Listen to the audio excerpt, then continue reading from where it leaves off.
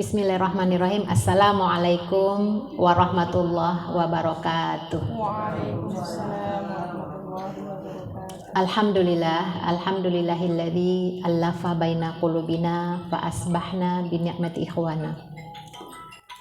Allahumma sholli wa sallim wa barik ala sayyidina Muhammadin wa ala alihi wa ashabihi ajmain. Wa ba'd. Allahumma inna nas'aluka ridhaka wal jannah wa na'udzubika min sakhatika wan nar. Amin ya rabbal alamin.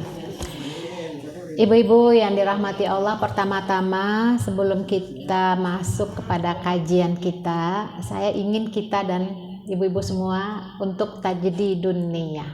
Apa Bu? Tajdidun niyah, memperbaharui niat. Karena penting, innamal a'malu bin niat. Semua amal itu tergantung niatnya. Ada dua orang yang beramal sama, beraktivitas sama, nggak ada bedanya. Tapi di sisi Allah bisa jadi berbeda. Yang satu dapat pahala yang luar biasa banyak, yang satu lagi ya biasa-biasa aja. Mungkin nggak dapat pahala apa-apa. Semua tergantung dari niat. Jadi niatnya apa Bu kita kesini? Mencari ilmu, silaturahim, terus ibadah. Mencari ridho Allah. Terus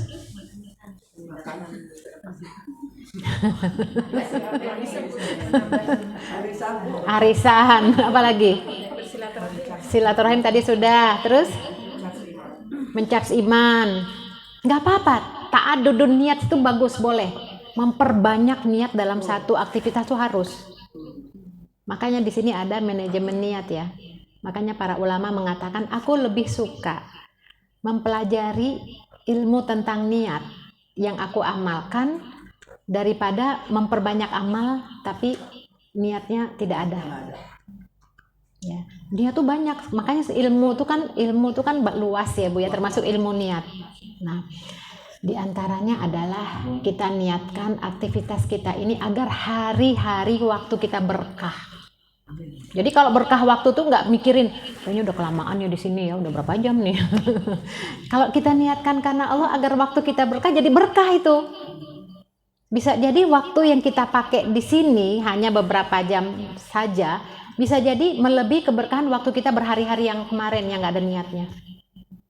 Ya, jadi sekali lagi kita niatkan semua aktivitas kita itu mencari ridho Allah, kemudian mengisi waktu-waktu kita agar berkah, dan kita juga meniatkan aktivitas kita ini membawa manfaat untuk keluarga kita.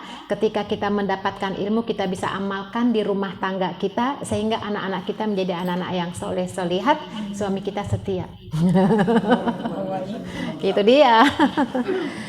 Baik ibu-ibu yang dirahmati Allah, jadi kita niatkan semuanya karena Allah ya. Jadi niat ini penting dalam segala hal dan kadang-kadang perlu diingatkan Bu. Termasuk baca Quran juga tuh. Kita baca Quran sih baca ya. A'udzubillahi minasyaitonirrajim. Bismillah. Ya itu udah. Itu bagus. Tapi boleh juga dong masuk niat di dalamnya. Syekh Salabi itu mengatakan bisa 40 niat loh ketika kita baca Quran. Niatnya apa? Ya Allah, keberkahan Al-Quran mohon hilangkan rasa duka, lara, sedih. Wah, pokoknya untuk menghilangkan penderitaan, kesedihan. Tiap orang pasti punya ujian ya. Bukankah ada doa ya? Allahumma ja'al Qur'ana rabi'a qalbi wa dhahaba hammi. Ya Allah, jadikan Quran itu pelipur laraku, penghilang dukaku, ya penghapus kesedihanku. Nah, baca Quran ya Allah hilangkan semua penderitaan, kesedihan semua. Ya Allah, berkahilah hari-hariku dengan Quran, mudahkan semua urusanku ya Allah. Banyak tuh, apalagi kalau yang sebelum baca Quran baca doa yang jadi lantunan syair itu. Allahumma arhamni bil Quran. Hafalkan Bu? Waj'alhu li imamau wa nurau wa hudau wa rahmah. Kan kalau dinyanyiin jadi hafal ya. Itu kita bacakan, kita doakan. Dan jangan lupa ketika misalnya contoh niat dalam membaca Al-Quran ini, Allahumma ausil thawaba ma qara'tuhu ila ummi wa abi. Sampaikanlah ya Allah pahala bacaan Quranku untuk orang tuaku yang sudah meninggal. Masya Allah, jadi nggak sekedar hanya tilawah wirid harian saja, tapi banyak yang kita dapatkan sesuai dengan niat ya. Baik, sekarang kita masuk kepada pembahasan istiqomah pasca Ramadan. Sekarang tanggal berapa ya Bu? Sekarang tanggal 28. Saya nanya Hijriah deh. Ya, udah masuk Dzulqa'dah. Tanggal berapa ya? Ya, tergantung Syawalnya kapan. Bisa tanggal 7, bisa tanggal 8 ya, tergantung. Intinya sudah berlalu lebih dari 1 bulan. Nah, pertanyaannya, adakah sisa-sisa Ramadan yang masih tinggal pada diri kita? Insya Allah ada. Ini kita akan bahas nih istiqomah, bagaimana sih biar istiqomah pasca Ramadan ya. Nah, ada satu ayat ya dalam surat Al-Hijr ayat 99, wa'bud rabbaka hatta ya'tiyakal yaqin. Sembahlah Rabbmu sampai datang kematian padamu. Jadi sampai datang kepadamu al-yakin. Al-yakin itu semua ulama mayoritas mengatakan maut. Jadi kita diperintahkan oleh Allah menyembahnya sampai meninggal. Gimana tuh caranya gitu ya? Berarti disuruh istiqomah ya. Nah, di sini nih, wa'bud rabbaka hatta ya'tiyakal yakin ya. Apa maksud dari ayat ini? Jadi para ulama tafsir mengatakan yaitu kita harus beribadah kepada Allah sampai meninggal karena diciptakannya manusia untuk beribadah. Wa ma khalaqtul jinna wal insa illa liya'budun. Jadi ibadah itu ya harus kapanpun dimanapun harus ditegakkan karena tujuan kita itu ya ibadah, bukan tujuan-tujuan yang lain. Nah, itu maksud dari ayat wa'bud rabbaka hatta ya'tiyakal yakin itu. Bisa juga kewajiban istiqomah dalam ketaatan. Dan kita ini dalam kehidupan itu wajib istiqomah agar kita sesuai dengan apa yang Allah ciptakan kita beribadah. Berarti kan istiqomah. Ternyata sulit loh Bu istiqomah. Betapa banyak terjadi orang-orang yang mungkin kita juga terheran-heran ketika melihat fenomena ya. Kok bisa ya? Padahal dulunya tuh gitu ya. Kok bisa ya? Padahal ahlul masjid, DKM tuh aktif. Kok sekarang begini ya? Mungkin kalau ada nggak informasi bermaksiat atau apa, kok bisa ya? Suka terheran-heran kan Bu ya? Karena tidak adanya keistiqomahan. Itu hidayah. Hidayah itu kan Allah. Innaka la tahdi man ahbabta. Allah, engkau tidak akan mampu memberi hidayah kepada orang yang kau cintai. Tapi Allah lah yang memberi hidayah. Makanya kita nggak bisa menilai orang tuh seperti itu apa adanya sampai meninggal. Kok bisa ya seorang ulama, kok bisa ya ustadz, kok bisa ya, namanya hidayah. Makanya kan kita diperintahkan Nabi membaca doa itu ya terus, Allahumma ya muqallibal qulub tsabbit qalbi ala dinik wa ta'atik. Ya Allah yang membolak-balikkan hati, tetapkan hatiku kepada taat kepadamu, kepada agamamu. Nggak ada yang bisa menjamin kita tuh, jangankan orang, kita saja yang seperti ini kayaknya udah solehah ya Bu ya, kayaknya perasaannya begini terus belum tentu. Yang menentukan innamal a'malu bil khawatim, yang menentukan kita tuh amal akhir kita. Ya Allah, siapa yang bisa jamin ya? Makanya ketidakpastian itulah yang menyebabkan kita ingin kita istiqomah. Ya, wajib kita beristiqomah, nanti kan kita bahas insya Allah. Nah, yang ketiga, isyarat untuk mendapat meraih husnul khotimah. Jadi dari wa'bud rabbaka hatta ya'tiyakal yakin, mudah-mudahan kita bisa istiqomah, bisa nanti husnul khotimah. Apa Bu doa husnul khotimah Bu? Yang hafal ringkas-ringkas, bihaya Allah bihusnil khotimah, paling begitu ya. Itu saja boleh. Bihaya Allah bihusnil khotimah. Allahumma rzuqnal husnul khotimah. Ya Allah kami husnul khotimah. Ya Allah, sebaik-baik hidup itu adalah ketika wafatnya itu dalam keadaan husnul khotimah. Itu yang kita harapkan. Ya Allah. Pernah beberapa kasus terjadi ya, seorang laki-laki pejabat gitu ya. Ternyata meninggalnya di atas perut pelacur. Na'udzubillah min dzalik. Ya Allah. Enggak hanya dia, keluarganya juga, istrinya juga ya. Ya Allah, betapa indahnya ketika ada orang yang meninggal pada saat mau naik mimbar, mau memberikan khutbah Jumat, atau seorang ibu yang lagi baca Quran meninggal, Masya Allah, berarti hari-harinya memang diisi dengan ibadah.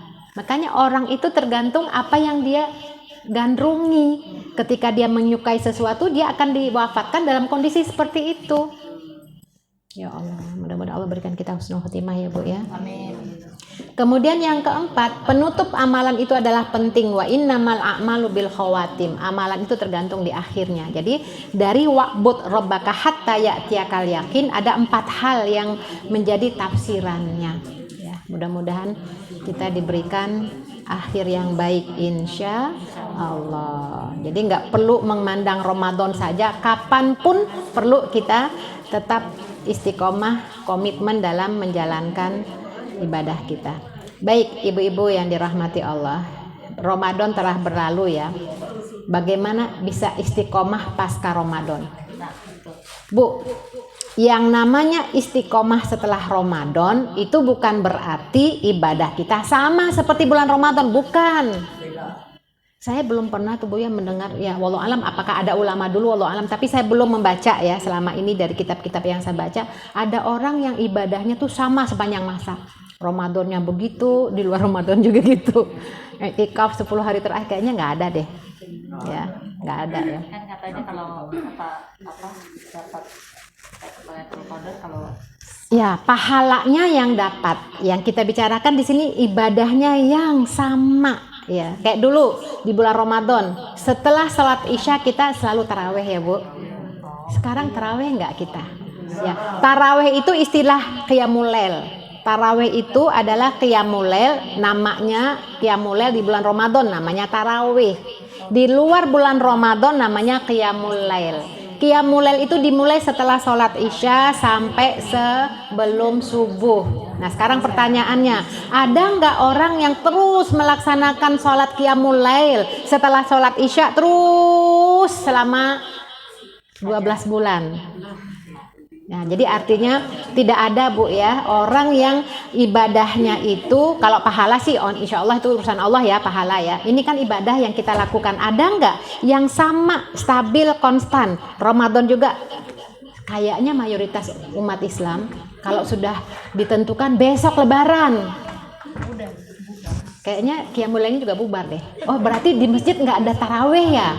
Ya udah, berarti dia nggak taraweh Bu.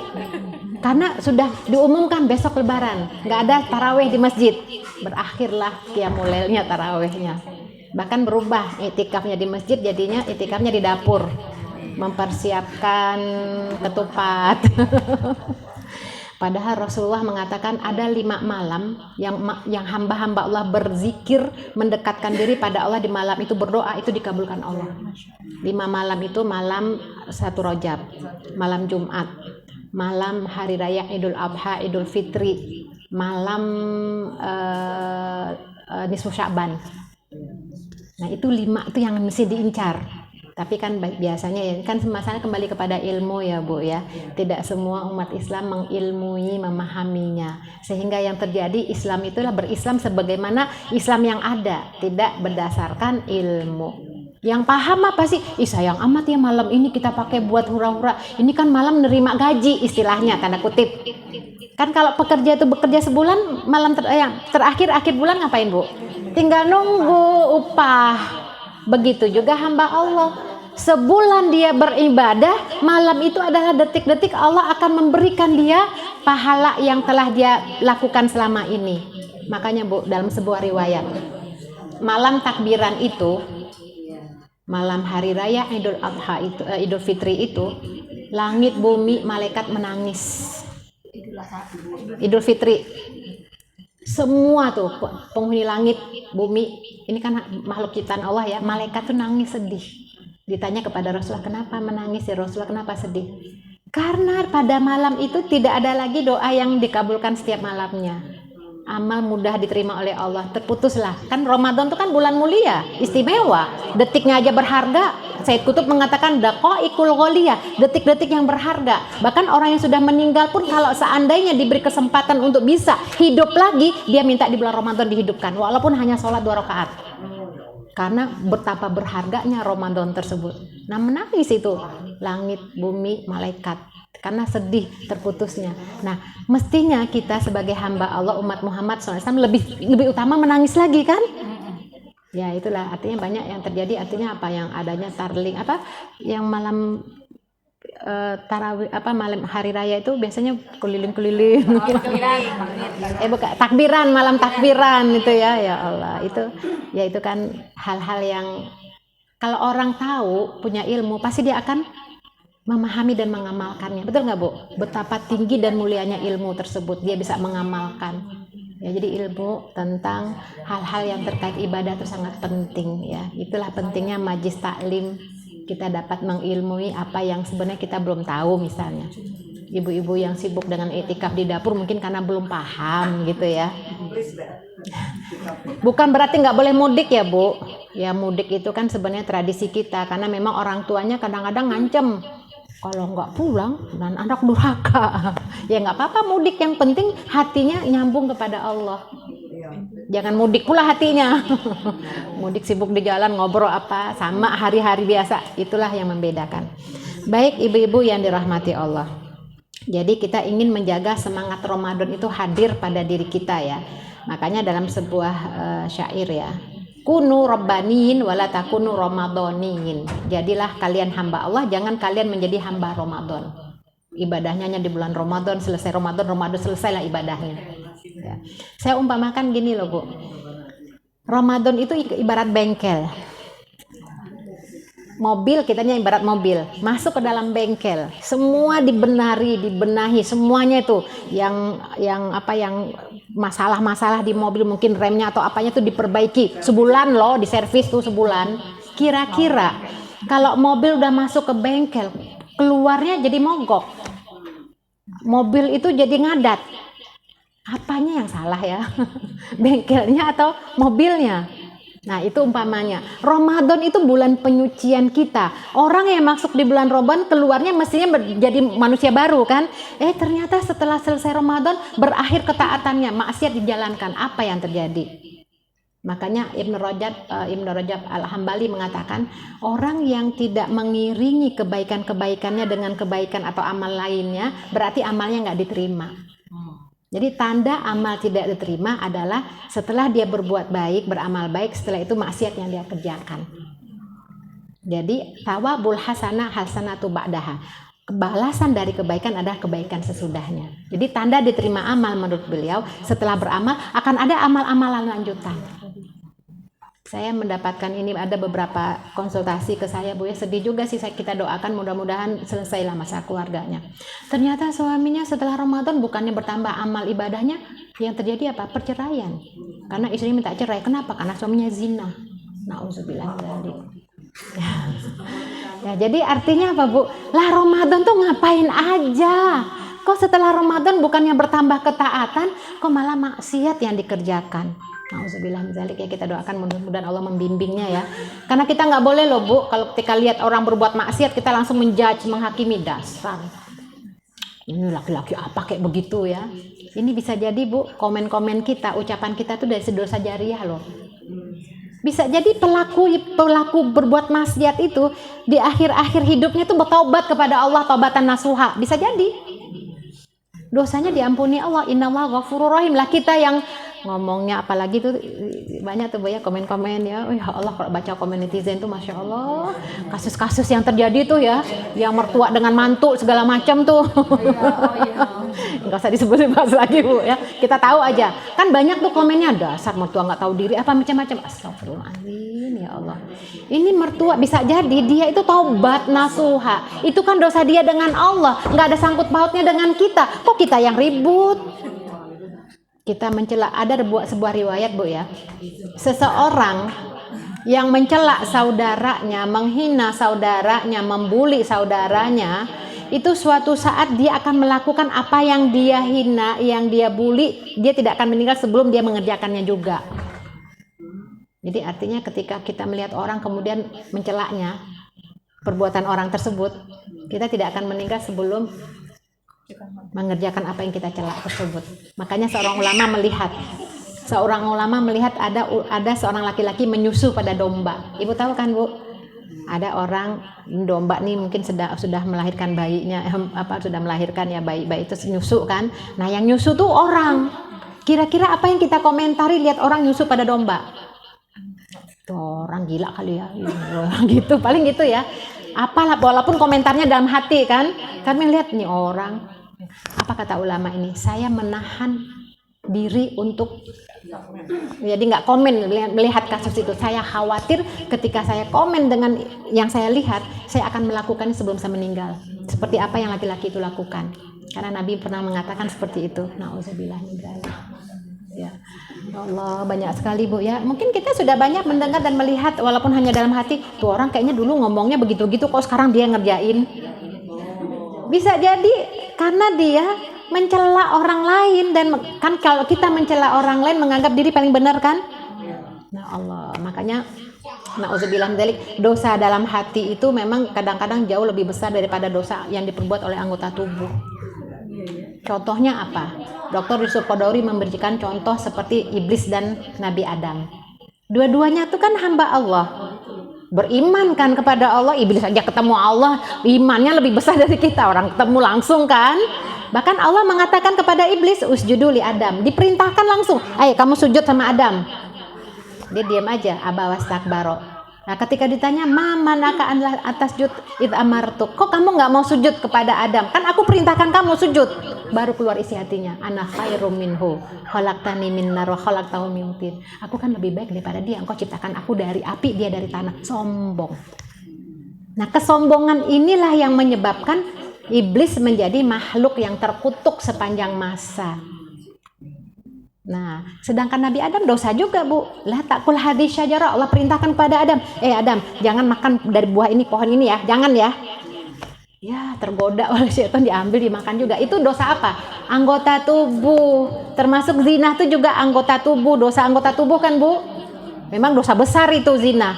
Tapi kan ketika hamba Allah itu bertaubat, taubatan nasuha, nggak akan pernah melakukannya lagi. Dia mohon ampun kepada Allah, Allah Maha Pengampun. Nabi Adam juga diampuni Allah walaupun berdosa. Nah, maksud saya di sini adalah menjaga diri kita dari dosa-dosa yang tanpa kita sadari yang ada dalam hati kita. Karena dosa itu bisa jadi lebih besar daripada dosa anggota tubuh. Bukankah mencela orang, menghina orang, membuli orang, memaki orang, ya itu dalam hati kan? Diam aja. Gini kita diam-diam ini bisa mewariskan dosa loh Bu. Diam aja, ngeliatin orang. Maksudnya bisa membuat dosa. Kita diam itu bisa mendatangkan dosa tanpa disadari. Diam ngeliatin orang, tuh orang mending cakep udah jelek juga, ih belagu lagi. Ngomongnya di hati kan? Atau misal melihat orang nih, orang alunar tuh kerjanya maksiat aja, kan dalam hati. Kan kita menilai orang. Berarti kalau kita menilai orang, menganggap diri kita paling benar, paling baik. Makanya kalau melihat orang yang tidak sesuai dengan apa kata hati kita, doakan aja Bu. Ya Allah, berilah mereka hidayah. Ya Allah, lindungi aku dari seperti itu. Misalnya ada ibu yang menyia-nyiakan anaknya, membunuh anaknya. Ibu kayak apa nih begitu ya. Kita doakan, ya Allah mudah-mudahan terbuka pintu hatinya. Udah. Jadi nggak menganggap kita nggak tahu juga kita bagaimana. Orang tuh bisa berubah-ubah loh Bu. Ya Allah, makanya kita nggak tahu seperti apa ya nanti akhir hidup kita. Maka kunu robbaniin, jadilah hamba Allah yang robbaniin. Baik, kita bahas mulai dari awal. Apa sih yang dilakukan setelah Ramadan? Mestinya pertama itu adalah doa. Makanya Bu, ketika kita bertemu di bulan Syawal itu dengan teman-teman kan, yang disunahkan, yang para sahabat ketemu tuh, taqabbalallahu minna wa minkum. Ya. Kalau yang lain itu tuh tambahan, mohon maaf lahir batin ya. Kalau minal aidin wal faizin itu artinya apa Bu? Hah? Ada yang bilang mohon maaf lahir batin, bukan. Minal aidin wal faizin, kita kembali menuju kemenangan gitu ya. Ya nggak apa-apa sih, itu tuh bukan dari ini, itu tradisi biasa. Bahkan kalau di masjid tuh qul amu antum bi khair, nggak masalah itu ya. Saya termasuk tidak berani ya mengikuti ulama-ulama atau ustadz yang gampang membid'ahkan. Itu kan tradisi, biarin aja mau ngomong apa kek gitu. Kan kita kalau tradisi itu kan berjalan begitu aja, nggak masalah kan. Seperti tradisi kita di Indonesia, pokoknya di bulan Syawal tanggal 1 hari raya wajib ada ketupat. Itu kan tradisi. Ya, udah silahkan aja, namanya itu juga tradisi. Tapi kalau kita mengikuti apa yang dicontohkan oleh para sahabat dan Rasulullah SAW, pasti dapat nilai lebihnya, pahala. Makanya taqabbalallahu minna wa minkum. Ketemu gitu Bu ya. Kan suka taqabbalallah ya karim ya. Kan minta agar amal kita diterima Allah di bulan Ramadan. Nah, kekhawatiran tuh apa? Amal kita nggak diterima Bu. Ya Allah sedih banget. Udah 10 hari iktikaf nggak diterima satupun. Kenapa? Mungkin ada rasa ria, ada rasa sombong. Itu ibu-ibu nggak pernah ke masjid tarawih kita dong. Gitu kan. Suka begitu Bu ya. Bahkan nanya, kok ibu nggak tarawih di masjid sholatnya? Dikira nggak sholat dia. Bisa jadi dia di rumah tuh sampai malam dia tuh berdiri. Karena dia ingin ikhlas kan suka begitu Bu orang-orang, kayaknya dia tuh ini nggak pernah tarawih, kayaknya dia nggak sholat tarawih gitu ya. Nah kita mohon pada Allah agar amal kita diterima oleh Allah. Khawatir nggak diterima tuh sedih banget. Bahkan Nabi Ibrahim alaihissalam ketika Allah perintahkan untuk membangun Ka'bah, selesai membangun Ka'bah langsung berdoa, Rabbana taqabbal minna innaka antas samiul alim. Ya, bahkan Allah mengatakan innama yataqabbalallahu minal muttaqin. Ini Nabi Ibrahim nih ya. Rabbana taqabbal minna innaka antas samiul alim. Bahkan kita disunahkan setiap pagi, wirid pagi tuh Bu ya, doa tuh. Allahumma inni as'aluka ilman nafi'a wa rizqan thayyiba wa amalan mutaqabbala. Itu dibaca setiap pagi. Kan kita minta ilmu, dengan ilmu tuh kita mudah-mudahan bisa mengamalkannya, bisa mendapatkan rezeki yang baik, yang berkah, amal diterima setiap pagi Bu ya. Jadi Rabbana taqabbal minna innaka antas samiul alim. Kalau ibu-ibu misalnya di sini ada yang sudah menginisiasi kegiatan apalah amal-amal soleh ya, mengkoordinir ibu-ibu, emang gampang mengkoordinir ibu, bikin pengajian apa segala macam kan tuh pionir kan.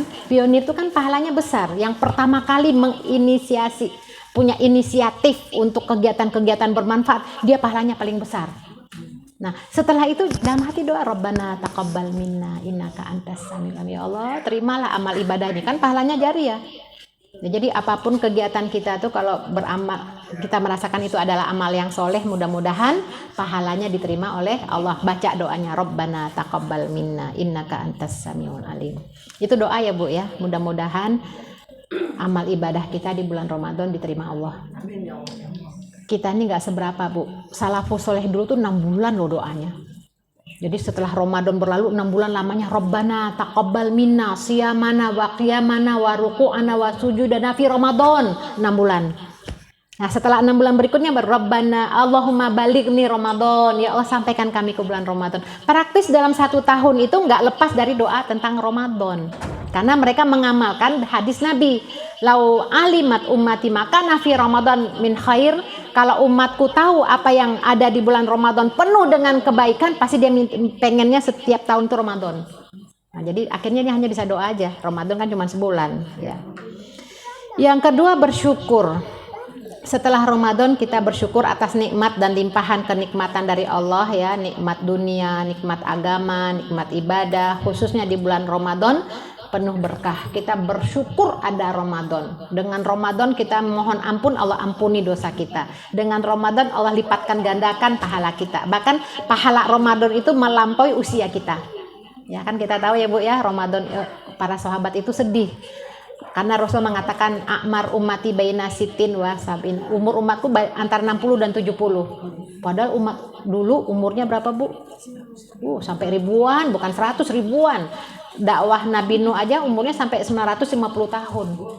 Orang Nabi Ibrahim aja dikhitan usia 80 tahun baru dikhitan. Kita mah 80 tahun udah tua ya.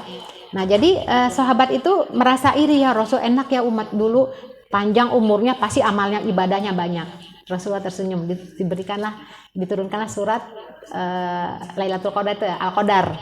Jadi khairun min alfi syahr, beribadah pada malam itu seperti beribadah melebihi ya 84 tahun ya kurang lebih ya 83 tahun 4 bulan atau 1000 bulan. Jadi beribadah, carilah di situ.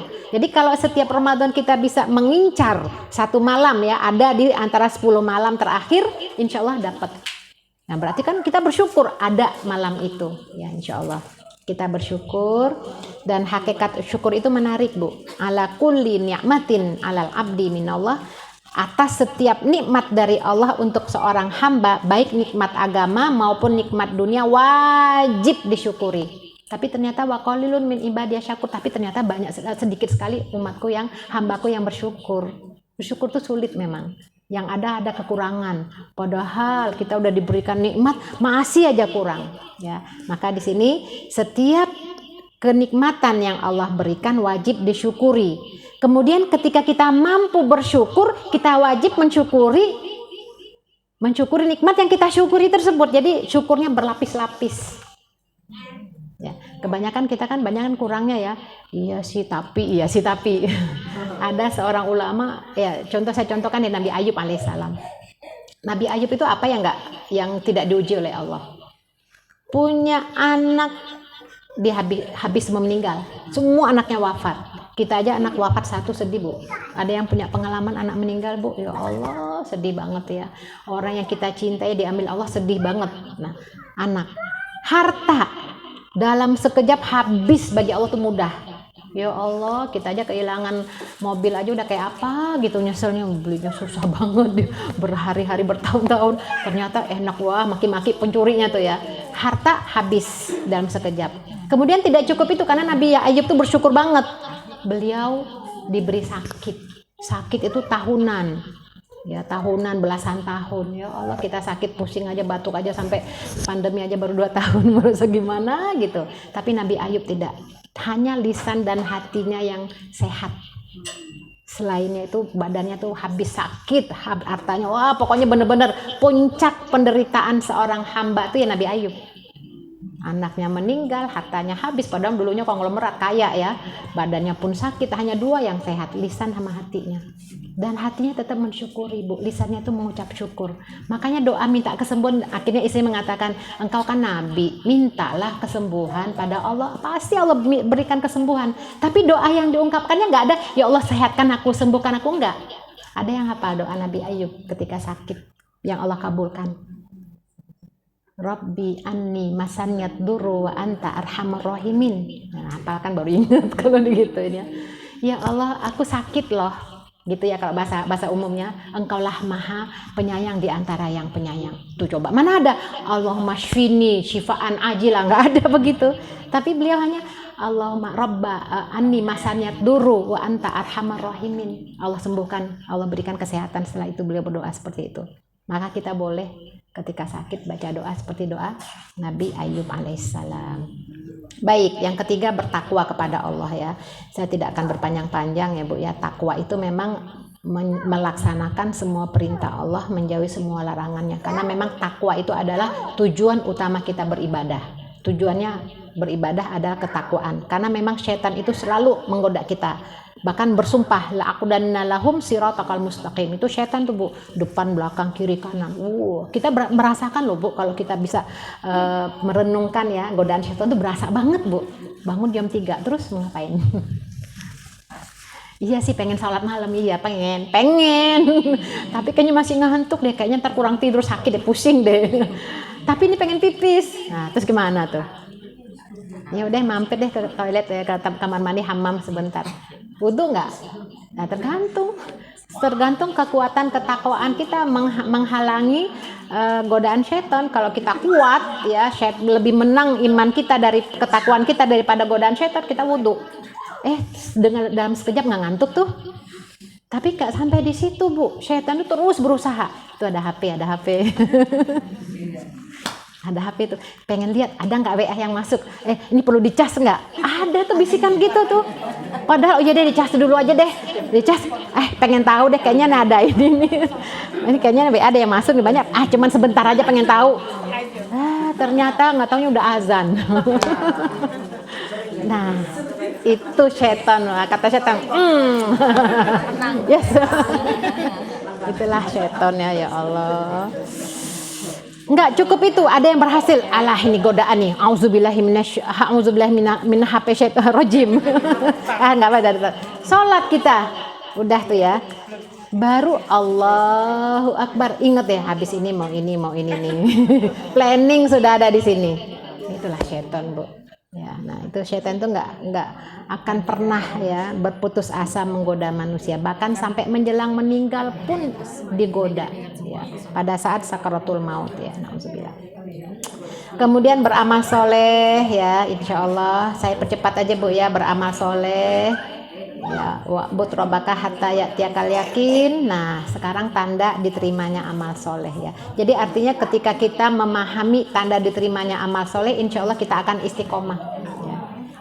Apa yang dilakukan? Misalnya ini pertama, tanda diterimanya amal, dimudahkan melaksanakan amal soleh sesudahnya. Berakhir taraweh, qiyamul lail masih ada. Minimal ibu ya, kalau memang kita tidak bisa untuk melanjutkan qiyamul lail setelah isya, karena kalau kita yakin bangun jam 3 jam 4 sih nggak ada masalah ya, bisa kan kita, apalagi yang udah menopause usia saya tuh mau 60 itu kan ya, tidurnya kan nggak lama ya, bisa lah, itu nggak ada masalah ya, bisa bangun. Kalau yang nggak bisa bangun malam, udah setelah sholat isya qiyamul lail aja lanjut, sebagaimana kita taraweh di bulan Ramadan. Mau 2 rakaat, mau 11 rakaat, namanya qiyamul lail. Emang boleh kan qiyamul lail, Bu? Qiyamul lail itu waktunya setelah sholat isya sampai sebelum subuh. Dan itu membedakan Umar dan Abu Bakar. Ya, kalau Umar dia kuat bangun tahajud, dan kalau Abu Bakar dia setelah sholat isya, sholatnya qiyamul lail ya. Kalau memang sulit juga udah minimal alal aqol witir. Witir itu qiyamul lail. Habis sholat isya, sunnah qabliyah, witir. Malam bangun, silahkan tahajud ya, nggak usah witir lagi. Itu bisa kita lakukan ya, nggak usah witir. Witir itu la witran fil lail, nggak boleh ada 2 witir dalam 1 malam ya. Nah, masih ada puasa sunnah Senin Kamis tuh ya. Kalau Ibnu Rajab mengatakan sholat itu ada rawatibnya qabliyah dan ba'diyah. Puasa Ramadan juga. Ramadan itu kan fardu, wajib. Qobliyahnya apa? Puasa di bulan Sya'ban. Rasulullah itu kan puasa di bulan Sya'ban hampir sebulan penuh ya. Nah, itu ibaratnya qobliyahnya Ramadan. Ba'diyahnya itu Syawal 6 hari. Ya. Setelah Syawal berlalu kan masih ada kodok-kodok. Yang belum bayar kodok bayar gitu ya. Kalau yang nggak lagi haid, ya udah ada Senin dan Kamis ya. Atau Salasa ayam ya, 3 hari ayamul bid ya, masih banyak lah. Jadi dimudahkan melaksanakan amal soleh itu tanda diterimanya amal yang bisa istiqomah pasca Ramadan. Kemudian selanjutnya adalah konsisten. Istiqomah itu kan istilahnya konsisten ya, koma ya, istiqomah itu mengerjakan amal soleh rutin walaupun sedikit. Ahabul amal indallah wa inqol. Sedikit ya, misalnya selama ini duha 2 rakaat, misalnya kalau di bulan Ramadan duhanya 8 rakaat karena saking semangatnya ibadah 8 rakaat. Tapi jangan sampai setelah Ramadan berlalu hilang juga duhanya. Minimal 2 rakaat. Ya, yang penting rutin. Ini penting loh, Bu, ibadah rutin. Kalau seorang perempuan yang haid, ketika dia haid kan nggak bisa sholat. Ibadah rutin yang selama ini dia lakukan, rutin, itu pahalanya masih ngalir. Walaupun dia haid. Kenapa? Haid itu kan amrun kata Allah libnati Adam, sudah menjadi fitrahnya perempuan. Emang kita bisa pesen, ya Allah aku nggak mau haid, nggak bisa kan? Ramadan aja pengennya kita nggak haid di akhir Ramadan kan? Dapat juga, itu kan ketentuan Allah. Makanya ibadah yang sunnah-sunnah yang rutin kita kerjakan, lagi haid pahalanya ngalir. Insya Allah. Jadi perempuan tuh luar biasa ya. Banyak ibadah yang bisa kita dapatkan walaupun kita haid. Bahkan ketika azan, ini lagi haid nih ya, ketika azan zuhur, ya Allah, kita ngomong dalam hati, ya Allah, kalau aku nggak haid kan aku bisa sholat. Ini karena haid itu aku menjalankan syariatmu ya Allah. Ini kan ketentuanmu, jadi aku nggak sholat. Pahalanya ya Allah ngalir terus. Dapat. Cuma tergantung niat kan.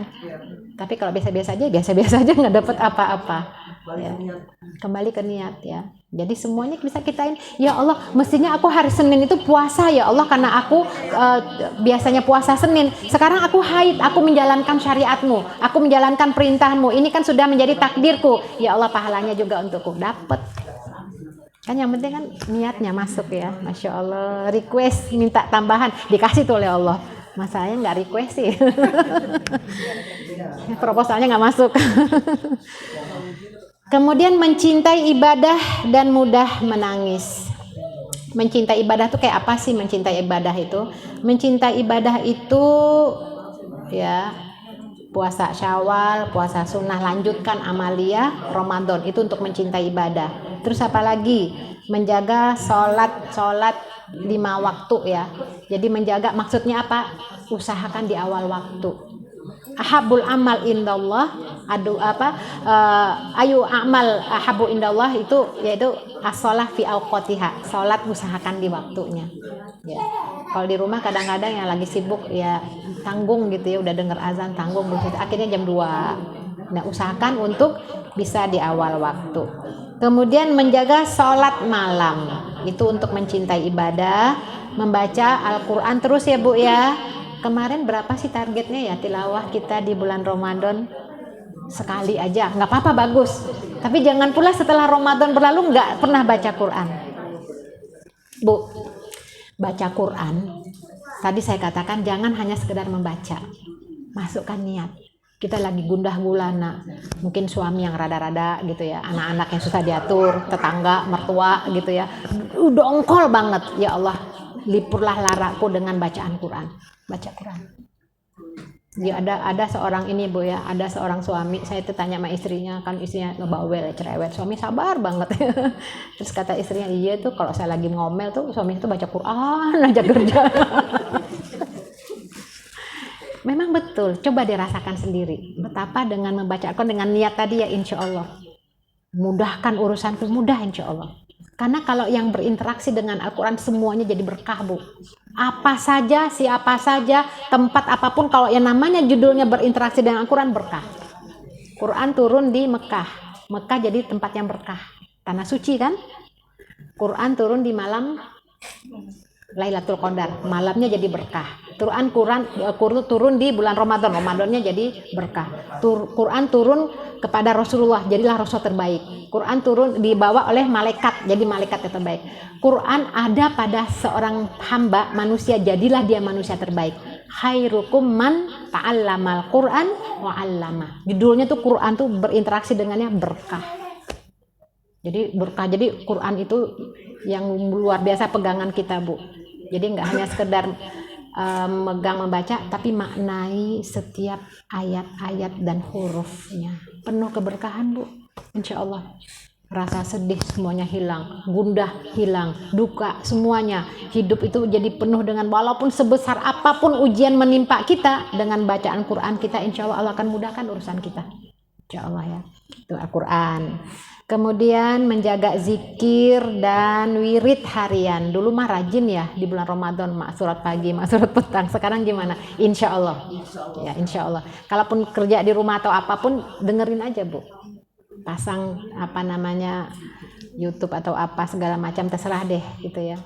Ibu kalau pernah dengar Radio Rasil, saya jam 1 hari Jumat ngisi di situ. Jadi kalau misalnya bagusnya, kalau saya senangnya Rasil itu apa? Pagi-pagi berita Pak Ihsan Tholib. Seru banget itu berita-beritanya ya. Nah, saya ngisi hari Jumat. Memang banyak fitnah Bu ya di Radio Rasil, itu dikatakan tuh radionya Syiah segala macam. Sebenarnya itu adalah propaganda orang untuk menjauhkan Islam dari ajarannya Bu. Jadi kalau memang ada yang menganggap itu adalah Syiah, silakan dengar, tapi jangan, tujuannya bukan untuk mengikuti. Carilah di mana titik lemahnya yang ada Syiahnya di situ. Ya, wallahu alam. Sebab kita kan umat Islam itu kan berusaha, ada orang yang untuk umat Islam itu tidak bersatu gitu ya Bu ya. Baik.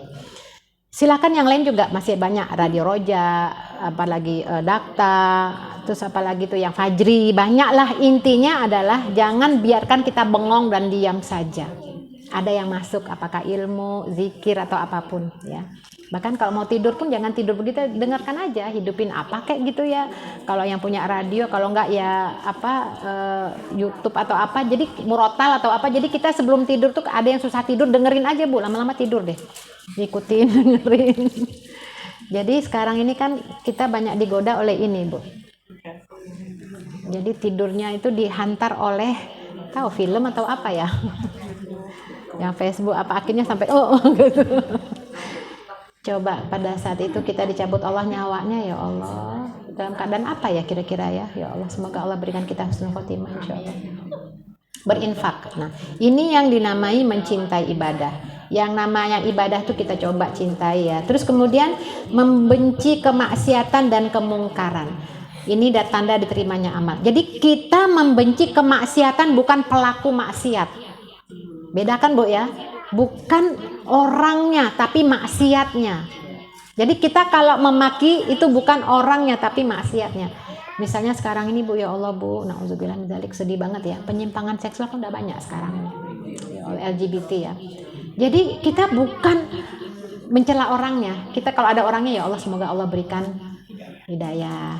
Tapi memang perbuatan itu memang LGBT itu memang nauzubillah ya, masya Allah.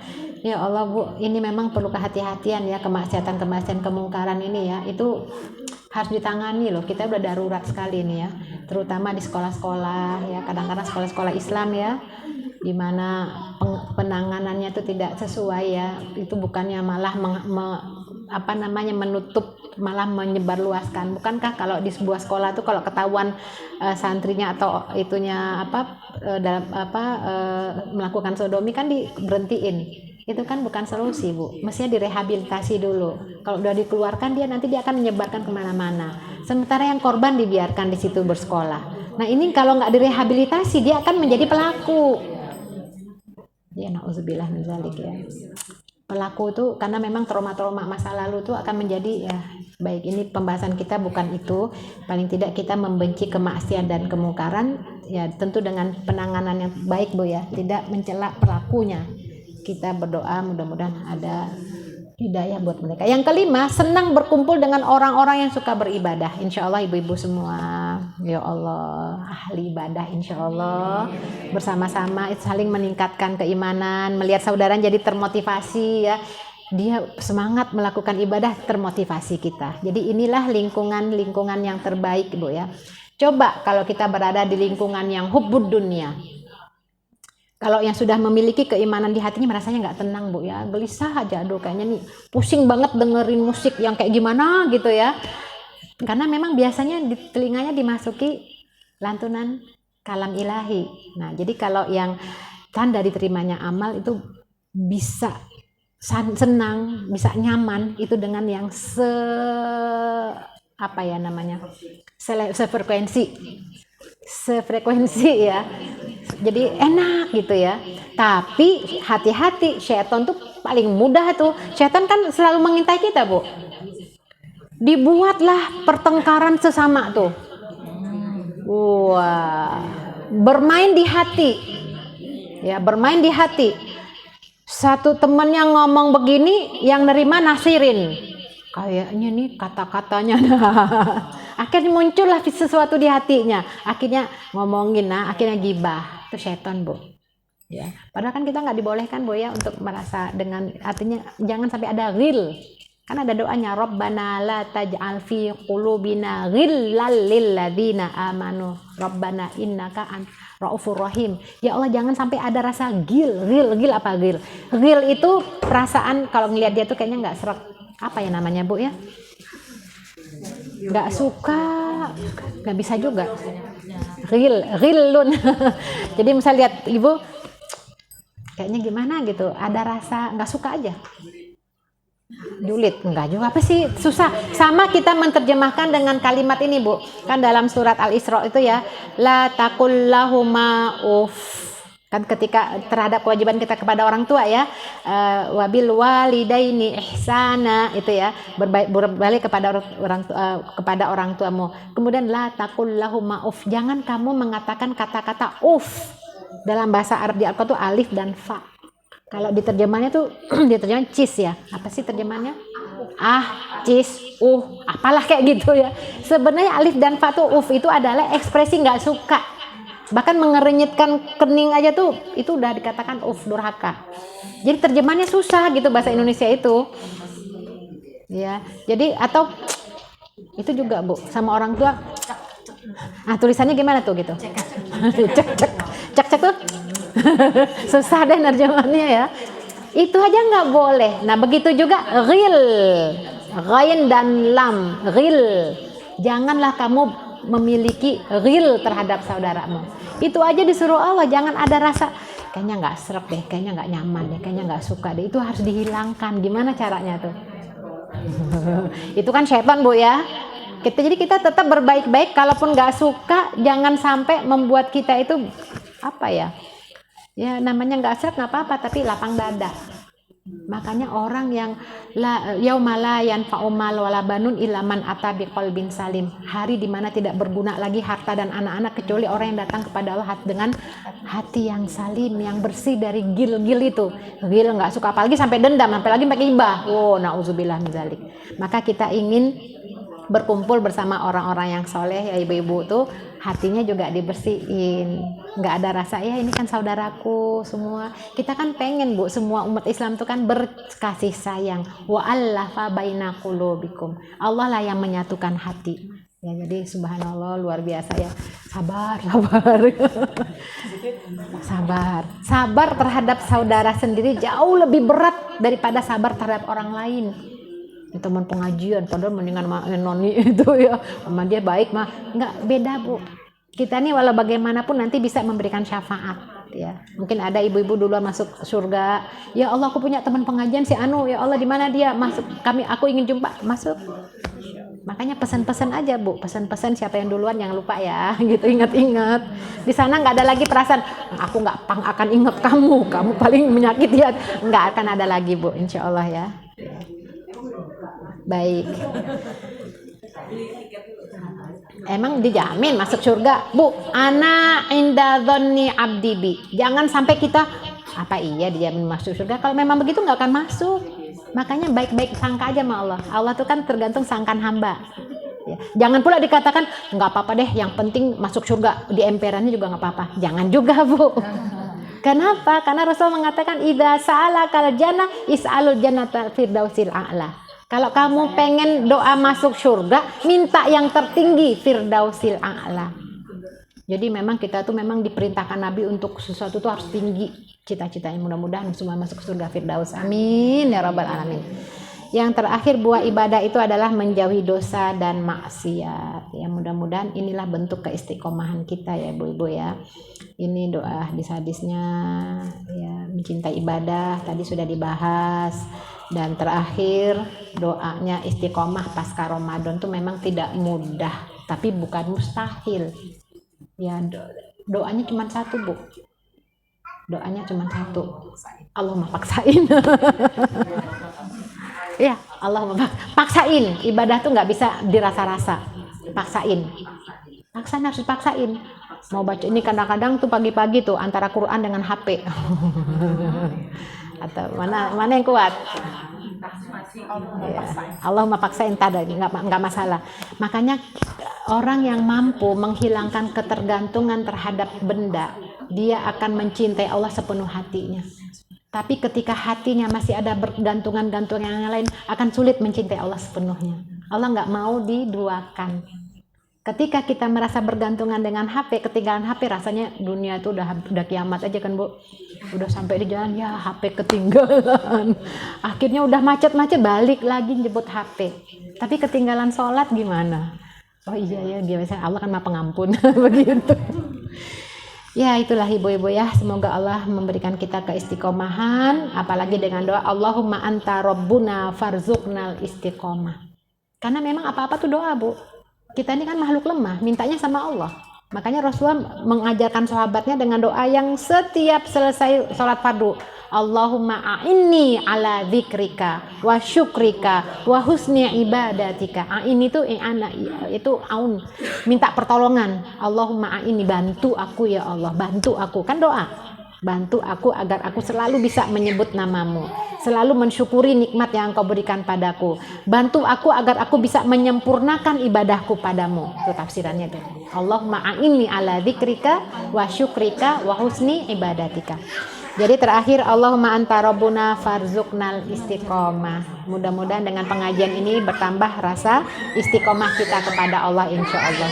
Yang kemarin lupa-lupa mulai dikerjainnya Bu ya insya Allah ya. Semangat ya Bu ya.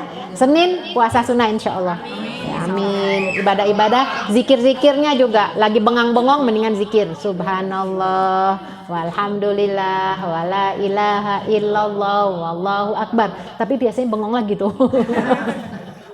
Nah, itu setan tuh Bu. Kalau udah begitu, a'udzubillahi minasyaitonirrajim.